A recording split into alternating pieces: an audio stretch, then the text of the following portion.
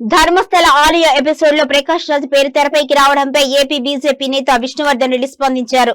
ధర్మస్థల ఆలయంపై కుట్రలో ప్రకాష్ రాజ్ సహకారం ఉంది అని కుట్రదారుడు విచారణలో చెబుతున్నట్లుగా ఆరోపణలు వస్తున్నాయని అన్నారు. ఈ కుట్రకు ప్రకాష్ రాజ్ పాత్రధారి, సూత్రధారి అని కూడా ఆరోపిస్తున్నారు అని, 130 కోట్ల మంది హిందువుల విశ్వాసాలను ఎందుకు దెబ్బతీశారు అని ప్రశ్నించారు. మీకు హిందువులంటే అంత ద్వేషం ఎందుకు? ఈ ద్వేషంతో మీరు ఏం సాధించాలి అనుకుంటున్నారు అంటూ ఎక్స్ వేదికగా ప్రశ్నించారు.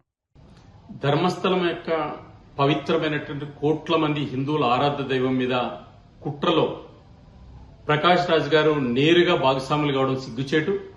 ప్రకాష్ రాజ్ గారు ఎక్కడికి పారిపోయారు?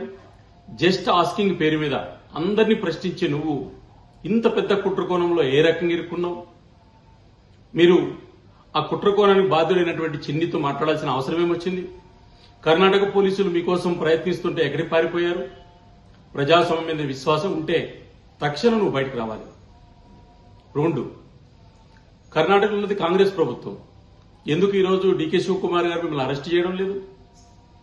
కాబట్టి అన్ని విషయాల్లో తలదూర్చేటువంటి ప్రకాష్ రాజ్ గారు హిందువుల మీద, హిందూ సంస్థల మీద, హిందూ దేవాలయాల మీద ఇంత కుట్ర చేయాల్సిన అవసరం ఏముంది? నేను అనుకున్నటువంటి పాత్రధారులు, సూత్రధారులు ఎవరు? తక్షణం ప్రకాష్ రాజ్ని అరెస్ట్ చేయాలి. ప్రకాష్ రాజ్ గారు స్వచ్ఛందంగా ఈరోజు ముందుకొచ్చి కోట్ల మంది హిందువులకు సమాధానం చెప్పాలి. దీని అనుకున్నటువంటి యొక్క కుట్రదారులు ఎవరు వాళ్ళని కూడా బయటపెట్టాలని డిమాండ్ చేస్తున్నారు.